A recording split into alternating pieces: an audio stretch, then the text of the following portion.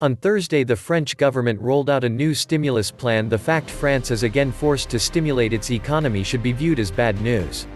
The move reflects the reality that all is not well and things are getting worse. France is facing one of Europe's worst recessions and its deepest since World War II. France is looking at posting an 11% drop in GDP 2020. This follows a 13.8% second quarter contraction that coincided with the COVID-19 lockdown. This is seen as an attempt to bolster French President Emmanuel Macron's re-election prospects. Macron is not loved by many of the French people, and the «yellow vest» protesters that have marched against his policies are proof of this. If France moves back to the right, support for a stronger Eurozone government body will take a big hit. The stimulus scheme designed to lift the country out of the recent slump aggravated by COVID-19 will cost €100 billion or about $120 billion.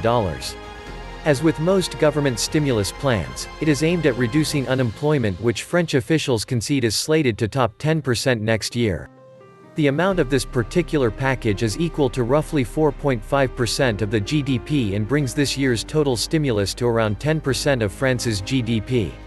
The French government is betting that by supporting jobs they will give consumers the confidence to start spending the €100 billion they stashed away during the lockdown.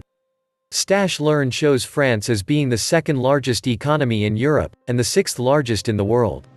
As the world's most visited nation, France's tourism industry is a major component of the country's economy. This means that France's economy being in the muck is a big deal.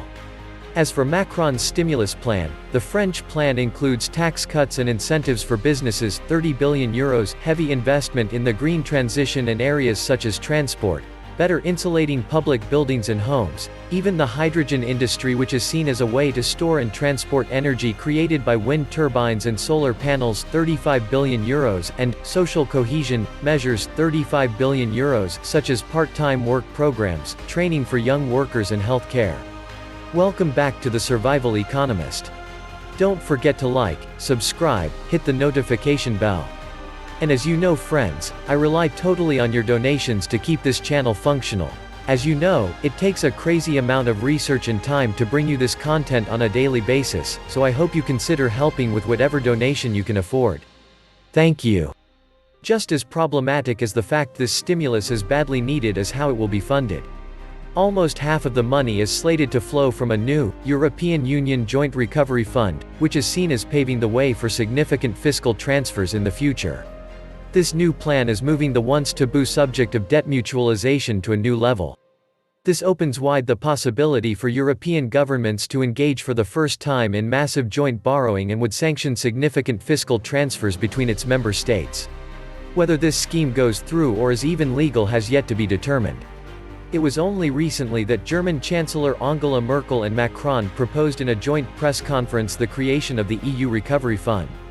It must be noted that just 10 days after Macron and Merkel let the cat out of the bag, the European Commission announced its own plan. It was even more generous. The Merkel-Macron plan would offer €500 billion or roughly $569 billion in grants as an economic lifeline to pandemic-stricken members of the Union. Financing the fund with joint EU bonds marks a big step towards mutualizing member states' debt. This is a game-changer that will shake up the EU bond market. With only around €54 billion in outstanding debt, the EU has yet to leap big time into the bond fray, but that is about to change. The EU borrowed nothing in 2018 and only €5 billion in 2018, but the picture is about to change.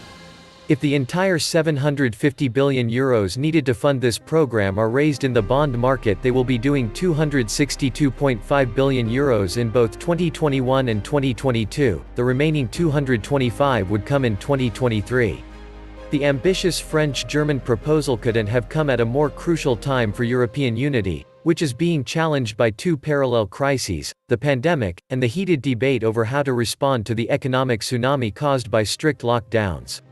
Also at the center of this is the ECB and Christine Lagarde, which has been hellbent on preventing a doom loop of rising sovereign credit risk.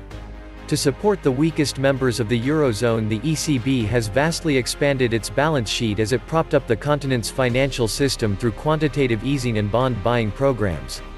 In March, the ECB launched a new €750 billion $853.6 billion Pandemic Emergency Purchase Program (PEP) to support pandemic-hit countries and companies. This is in addition to its Public Sector Purchase Program (PSPP), which continued serving as a backstop for sovereign debt. As for this new fund, from my understanding, this latest, rabbit-out-of-the-hat, effort to clean up Europe's economy, is not a done deal. A big sticking point is repaying the debt issued to create this fund would place a heavy burden on the EU budget from 2028 onward. EU taxes proposed by the Commission to finance the fund are unlikely to find much support among member states. To move forward, the Commission will have to convince all member states this plan has merit. Persuading Austria, Denmark, the Netherlands, and Sweden will not be an easy task and may include a number of concessions. Also, not all Eurozone countries use the euro as their chief currency, which lessens its importance to them. All this comes at a crucial time for European unity, which is under assault from the pandemic and the additional economic stress caused by strict lockdowns. Of course, this push for debt mutualization has been led by Spain and Italy, which took the biggest hit during the early stages of the pandemic. They have been backed by Portugal, France, Ireland, and Greece. This again highlights the question of, if Europe is doing as well as many people claim, why more stimulus? As in the past, I continue to contend the Eurozone is simply uncompetitive and will remain so. This was the Survival Economist. Please like, share, leave me a comment, subscribe. You will find a PayPal link in the description box if you want to make a donation. Thank you wholeheartedly to all those of you who have already donated. Stay safe and healthy, friends.